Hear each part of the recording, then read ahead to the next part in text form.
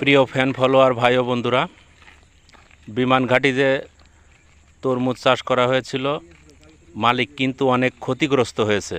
আপনারা দেখতে পাচ্ছেন যে অসংখ্য তরমুজ নষ্ট হয়ে পড়ে আছে। অনেক তরমুজ এভাবে ক্ষেতের মধ্যেও অনেক তরমুজ আছে। তরমুজের পচন কিছুতেই ঠেকাতে পারেন নাই, যে কারণে তরমুজ চাষ করে প্রচুর টাকা লস খেয়েছেন। শত শত তরমুজ পচা অবস্থায় ফেলে রাখা হয়েছে।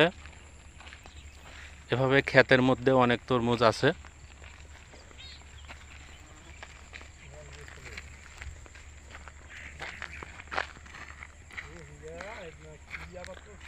অনেক দূর থেকে আমরা ঘুরতে এসেছিলাম।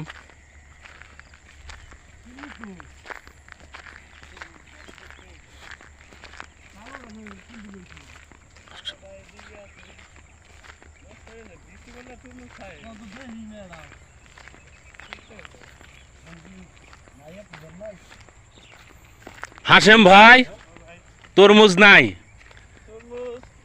কালো তরমুজ দেখার জন্য আইছিলাম, কিন্তু একটা তরমুজও পেলাম না, শুধুমাত্র পচা তরমুজ দেখলাম। বুঝতে পারছেন?